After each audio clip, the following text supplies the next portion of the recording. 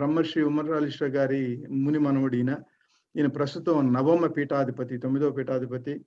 ఈయన bachelor of degree in home medicine చేశారు. Master degree in alternative medicine చేశారు. అలీ షా గారు విశ్వవిజ్ఞాన విద్యా ఆధ్యాత్మిక పీఠం ప్రస్తుతం 1889వ సంవత్సరం నుంచి 9వ పీఠాధిపతిగా ఉన్నారు.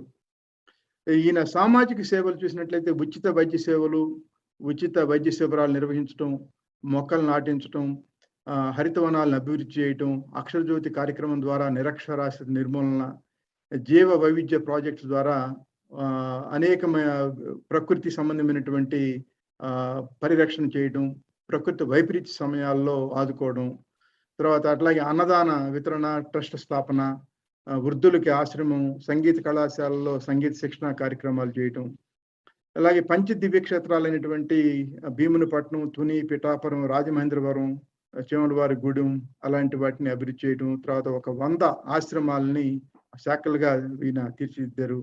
అనేక దేశాలు పర్యటించారు. America, Britain, Kuwait, Muscat, Malaysia, Singapore, Australia, New Zealand దేశాల్లో పర్యటించి అనేక ఆధ్యాత్మిక ప్రసంగాలు చేశారు. ఈయనకి 2013లో ఆంధ్రప్రదేశ్ ప్రభుత్వం విశిష్ట ఉగాది పురస్కారం అందజేసింది. 2017లో ఆంధ్రప్రదేశ్ ప్రభుత్వం నుంచి ఏపీ గ్రీన్ అవార్డు అందుకున్నారు. 2018లో ఆంధ్రప్రదేశ్ ప్రభుత్వం నుండి జీవ వైవిధ్య పురస్కారం అందుకున్నారు.